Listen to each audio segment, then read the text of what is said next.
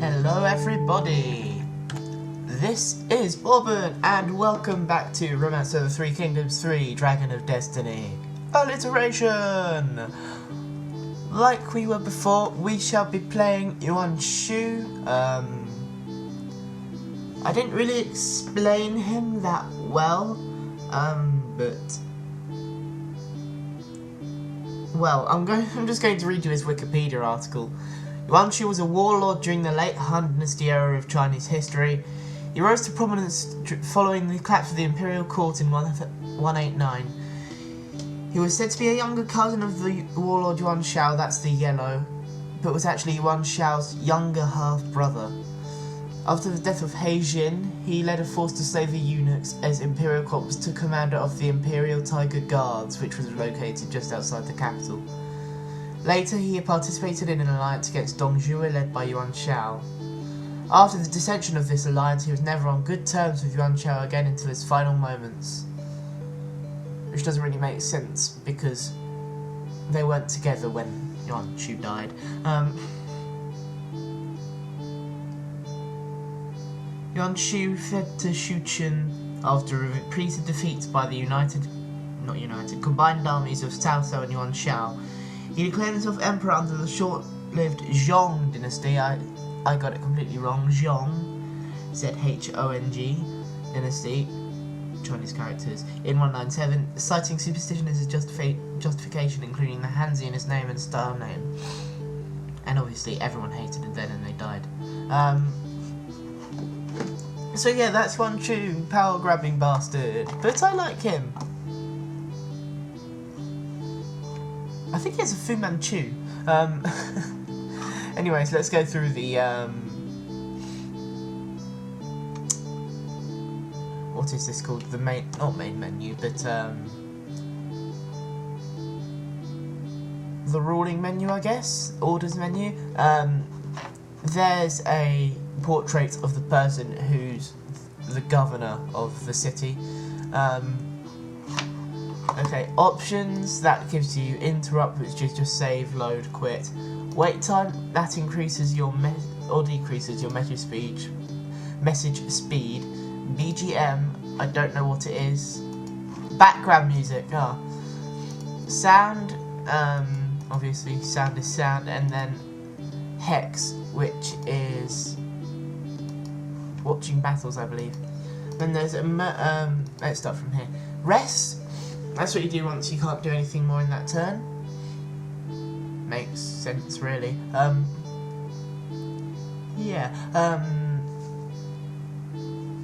Personnel. Military. You can move into another city, send resources to another city, rally troops, which increases their morale, war, which is attack a city, draft, that's drafting troops, hiring troops, which is similar but different at the same time, training, that trains your troops, assigning, that allows you to assign armies to different people. For example, we have 15,000 soldiers, but not all of them are under the same person's control, but personnel search, you can search for people. I might do that. Oh, never mind. Everyone's crap. Who's Yuan Yin?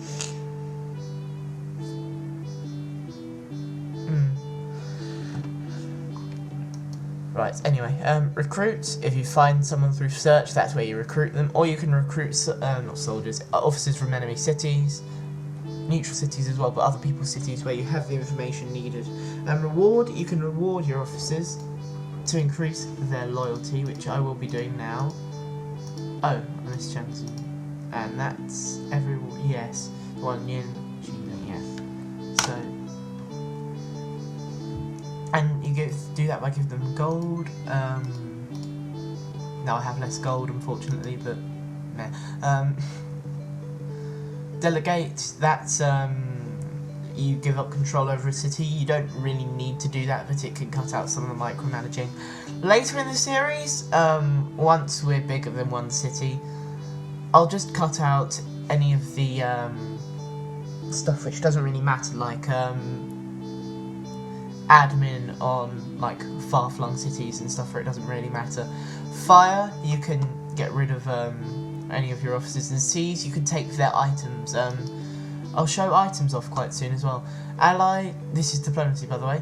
Ally, you become allies with someone. Joint attack. Say here I could get Yuan Shao to attack Cao Cao's Luoyang with me. Truce, that's like, oh no, you've just killed all of my friends. Let's have a truce. Just like, let's stop hostilities for a while. Exchange, that's exchanging prisoners. Why is that an option? No. I don't know why I thought it was a city for a second. Help, I'm not sure.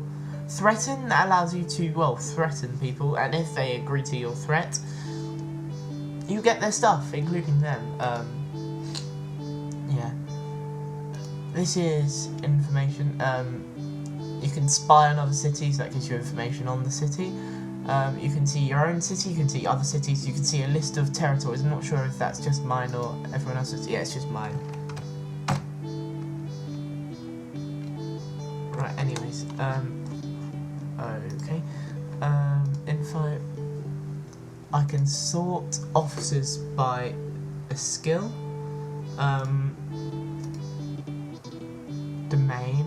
What does this do?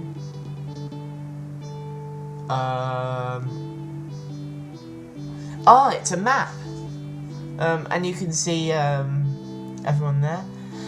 This might be a good time to go over the map. In clockwise order, starting with the bluey ready thing in the top left corner.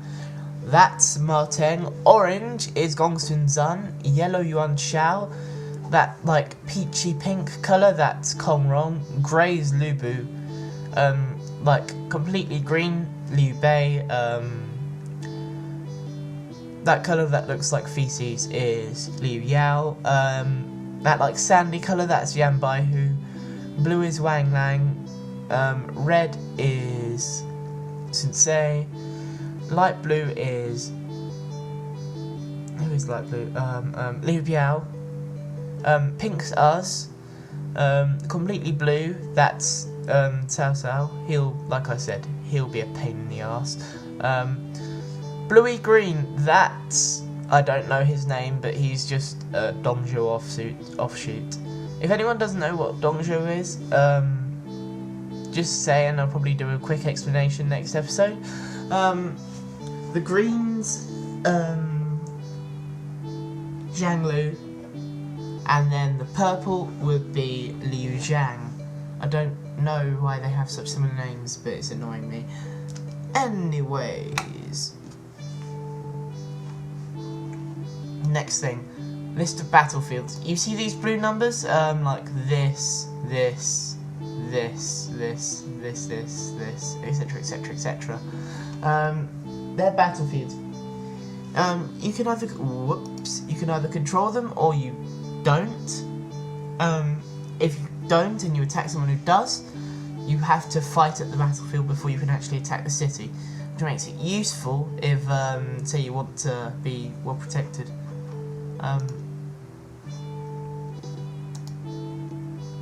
And then develop.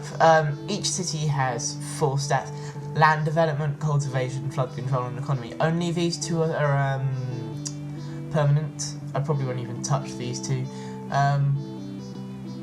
Economy, I'll probably be boosting that most, but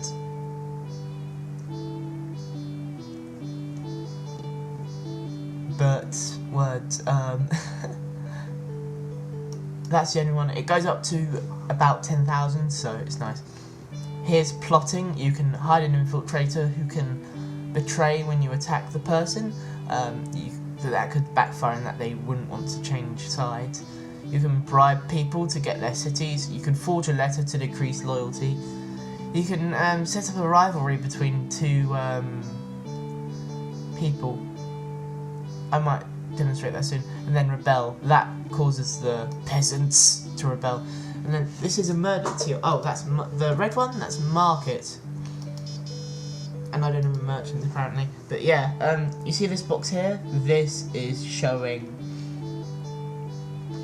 how much of the separate things you can buy or sell for 1 gold.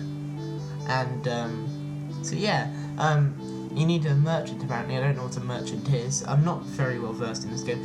Anyway, emergency options, last thing. Exile. You can exile yourself, and that'll take you, all the officers in your city, and a fraction of your food and gold. But yeah, it's only if you're in real dire straits there.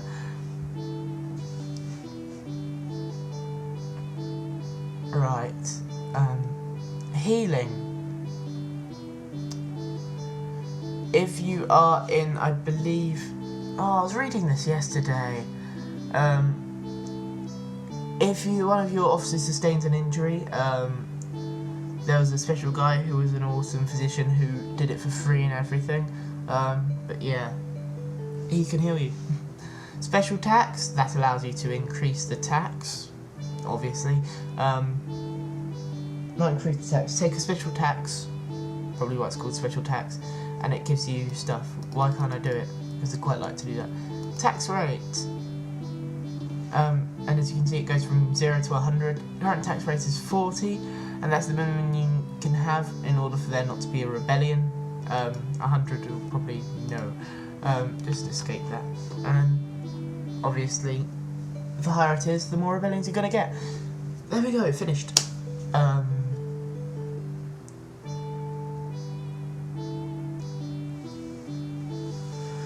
Now, as for what we'll be doing in this game, in 2 years we'll receive a rather awesome object. Do you remember I was saying about the Imperial Seal last episode? Well, Sensei has it right now. However, in 196 he gave it to Yuan Shu, and Yuan Shu called himself Emperor of completely fuck all. So I'm not sure how that event will work, but it'll definitely get us the Imperial Seal. I'm not sure what effect it will have other than that. Probably won't have much of one at all. Right, as for what I'm planning to do, strategy-wise, I'm still not sure. The Central Plains, that's this area, look quite delicious, I must say. I might go for those. Try and steal some of the officers, because he has a whole load of officers, he has a whole load of officers, he has a whole load of officers, he has a whole load of officers, he has a whole load of officers, and he sort of has lots of officers, and he has quite a few as well.